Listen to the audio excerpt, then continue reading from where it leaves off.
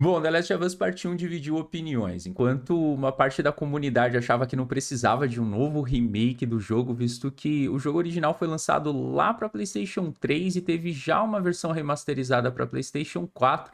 Outra parte da comunidade ficou super hypada quando os caras anunciaram um jogo que tentaria se equiparar a The Last of Us Part 2 e que traria muitas, mas muitas melhorias no que diz respeito a visual de personagens, a visual do mundo, com relação à gameplay, com relação aos áudios, aos gatilhos adaptáveis ao controle, enfim. O PlayStation 5 traz um mundo novo de possibilidades e, segundo a Naughty Dogs, essa seria a versão definitiva de The Last of Us. Portanto, o hype foi lá em cima com certeza. Recentemente, saiu aí um monte de vazamento, né, mostrando que talvez algumas coisas não fossem bem como a Naughty Dog prometeu, visto que o gameplay parecia muito parecido com o original. Então, a gente tinha, assim, muitas melhorias gráficas e isso ficou bem claro logo no início, né? Principalmente no que diz respeito aos personagens, às expressões faciais, tudo isso foi importado de The Last of Us Part 2 e parece que vai ficar bem interessante mesmo na primeira versão do jogo. Porém, a questão da dinâmica da gameplay não mudou muito. Eu tô curioso para saber o que a Naughty Dog vai conseguir fazer. Eu tenho algumas ressalvas, né? A gameplay de The Last of Us Part 1 ela é bem legal, ela é bem gostosa de se jogar, mas ela tem umas coisinhas assim que me incomodam muito no que diz respeito até, por mais que você jogue o game no modo difícil, algumas facilidades por conta de limitações da época, talvez. E eu queria muito que isso fosse corrigido nesse novo jogo. O fato é, a Naughty Dog lançou um vídeo, então, mostrando, né, e comentando um pouco mais sobre o desenvolvimento do jogo e sobre o que os caras tentaram fazer e falando um pouco sobre o que eles devem trazer para o novo jogo. A gente vai acompanhar isso aqui no canal, então eu quero compartilhar isso com vocês. Então, antes de dar play no vídeo, se inscreve aí no canal. Galera, eu tenho uma meta de tentar bater 1000 inscritos até o final do ano, mano. E eu queria muito contar com a ajuda de vocês. Se você tem acompanhado o conteúdo, ou se você tá chegando pela primeira vez aqui, considera se inscrever aí no canal. E se inscrevendo, eu vou conseguir trazer muito mais conteúdo para vocês. E, enfim, sobre gameplays, a gente tá jogando Returnal ultimamente. Eu tô tentando trazer bastante coisa a respeito disso. Eu quero trazer outras gameplays aqui da Last of Us também, sem contar as lives semanais que devem estar rolando aqui no canal também. Beleza? Então se inscreve aí no canal, mano, dá esse voto de confiança, confia que vai ser bom e eu vou aprendendo e melhorando com o tempo. Deixa um like nesse vídeo aí porque ajuda bastante também no engajamento do canal e coloca aí nos comentários qual é a sua opinião sobre The Last of Us Part 1. Eu quero saber, quem sabe a gente troca uma ideia por lá e vai trazendo cada vez mais informação para a comunidade. Beleza? Dito isso, manos, vamos aí, bora lá acompanhar o trailer. Eu vou tentar não falar durante, porque eu quero que você possa ter tempo aí para digerir todas as informações também, mas lá no finalzinho do vídeo eu comento um pouco mais sobre as minhas impressões de tudo que rolou. Beleza? Dito isso, partiu, bora lá.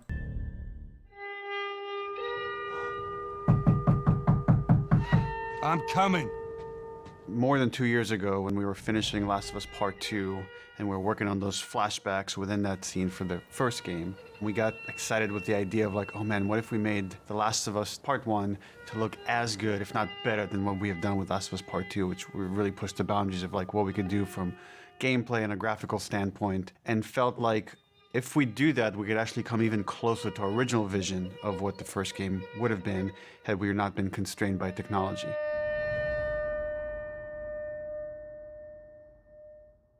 The original creative vision of The Last of Us, I think in a lot of ways was larger than what the PlayStation 3 was capable of.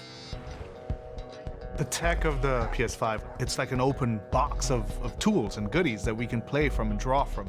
The 4K, HDR, improved haptics, 60 frames, help us to reimagine The Last of Us. It gave us opportunities to rebuild our characters at the highest fidelity. Not only are the characters more detailed, I mean down to the irises and the pupil depth. You know, you fall into the eyes of the characters. Aside from that, the facial animation is just way more believable. Like all the nuances, all the little subtle reactions, glances, glares, right? Like you get all of it almost closer to sort of the original performances. So no matter what, you stick to me like glue. Like glue. Like glue. Got it. Good. Good. We are able now to not only just have the highest fidelity characters in the cutscene, but also in gameplay. It's the same character, so now we can do these seamless transitions in and out. Every part of the game has benefited from seamless transitions and emotional scripting. Pretty good, huh? Our stories happen in gameplay, on a stick. She knew my mom. All this stuff is designed to keep you constantly in this world. Riley, come here. Now you got this, go.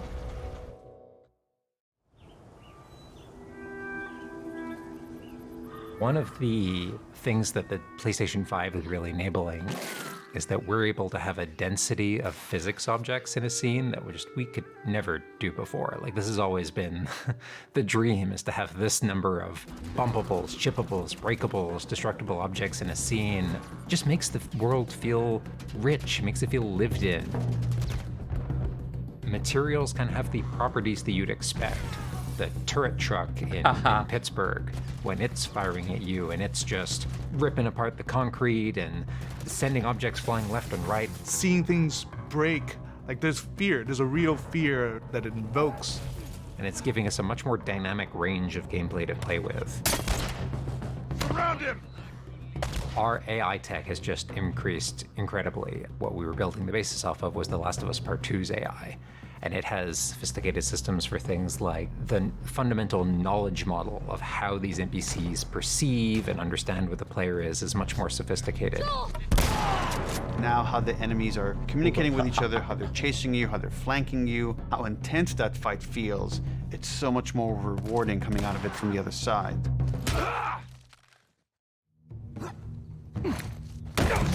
Get out! One of the other big AI improvements is the buddies. The buddies technology that we developed for The Last of Us Part 2 has this very sophisticated understanding of like, okay, this is where the enemies can see their exposure. We not only have exposure, we have future exposure. So buddies can know, okay, that enemy is walking forward and they're about to round this corner. So in 3 seconds, that corner is going to be exposed. So I'd better move now to avoid this enemy seeing me. This really lets the buddies make very complex decisions and maintain that feeling of stealth much more believably. Another big enhancement to the gameplay is that we have this technology called motion matching.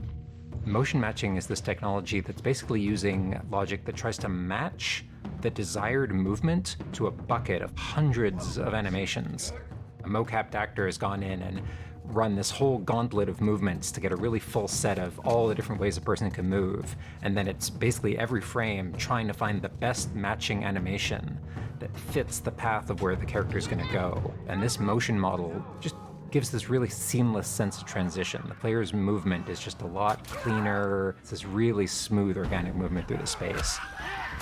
First, we just had to build that core experience. And then beyond that, we wanted to add several features that fans have been asking for. For example, we now have a permadeath mode. Along that, we've added a brand new speedrun mode, so players can time themselves. There's a whole community of gamers that just want to see how fast they can play through this game. Beyond that, we added a bunch more of unlockables. So there's all these different outfits for Ellie and Joel that people can unlock. A model viewer mode, so people can really appreciate the details. We added award-winning accessibility features. Every single accessibility option that we offer, that's a barrier removed for someone. As she surveys the apartment, her eyes wander to Joel. She steps past the couch. He wears the wristwatch Sarah gifted him, which now has a cracked face. To my knowledge, this is the first PlayStation game that has audio description built into the game, built into the cinematics. Now it's nighttime. Joel stirs in his sleep. And that's really the way we've tried to push the frontier of accessibility on this game. Mano, fenomenal, velho. Fenomenal. So much of the identity of The Last of Us is the world. We revamped completely the art direction. You know, everything from these expansive vistas that not only are they beautiful, but you feel the environments. You feel the environments in a much more visceral way. The rooftops overlooking the Capitol building, for example, like just the breath of fresh air when you go up there and you just like, you feel that sort of release in tension. And then You know, to juxtapose that down in the tunnels in Wilds, and you get that dank, flooded tunnel feel, that humidity, you can actually feel it. All these environments are just completely reimagined. Now we got our engine on the PS5, those haptics, the 3D audio, the fast loading. It really creates a much more immersive, and because of that, much more emotional experience. One of the things I absolutely love with the 3D audio in The Last of Us Part 1 is being able to hear an enemy before they sneak up on you. And trying to do a stalker fight with the 3D audio is just so much fun. You're hearing them skitter around in a different room, and you're hearing them trying to get it behind you. No. Having that two-part reaction of like hearing, turning, seeing, reacting, it just really heightens that sense of just being grounded. You are in this character, you are in this world. Now, with the PlayStation 5, the amount of control that developers have over the DualSense, it's really, really cool. All the guns in the game have a variable amount of resistance on the triggers when you aim them. The way it works with the bow is that at the very beginning, when they're starting to draw the bow, there's a little bit of resistance. And then as the bow gets tauter and tauter, the amount of resistance is increasing. And then when you release the bow, you're also getting that resistance going out of the trigger. When you are aiming and firing the shotgun, you're going to get a haptic vibration on the shot. And then what I think is one of the ways that the DualSense really advances things is you're going to get a haptic vibration on the pump of the shotgun. And what's much more sophisticated about that on the DualSense is that in effect has a little like speaker in it. And it's playing an audio file that comes through in the vibrations. And those two beats is what you're going to feel on the controller. This looks like a good spot.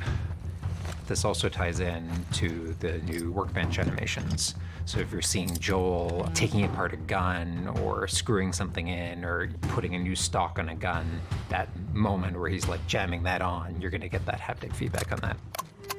We have, haptics all across the board, for all the moments you kind of expect, for clambering, jumping, landing, meleeing, getting meleeed, like all those kind of high intensity moments we have represented in the haptics. What I personally absolutely adore is the way we can enhance the really like quiet, subtle moments of gameplay. So it's like when Joel goes in to pet the giraffe, getting that little light touch on the haptics as he's petting the giraffe. To me, that's the essence of The Last of Us. It's the high tension moments, it's the low tension moments, it's all of it feeling grounded. You're feeling immersed in this world. It's all about bringing you along with that story in as many ways as we can. And that's what the new technology on the PlayStation 5 is allowing.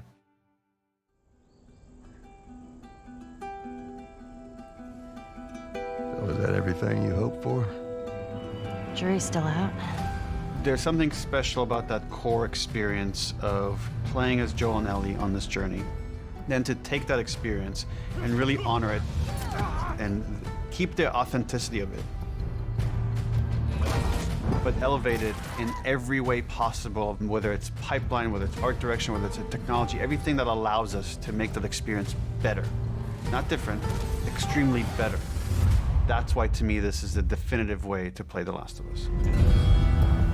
Da hora.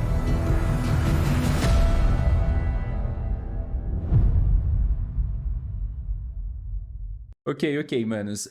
Eu joguei The Last of Us Part 1 algumas vezes e definitivamente The Last of Us Part 1 deve trazer sim essa sensação de reformulação do jogo, mas ele não deve trazer para quem já jogou nenhum tipo de impressão nova com relação à história que foi contada, tá ligado?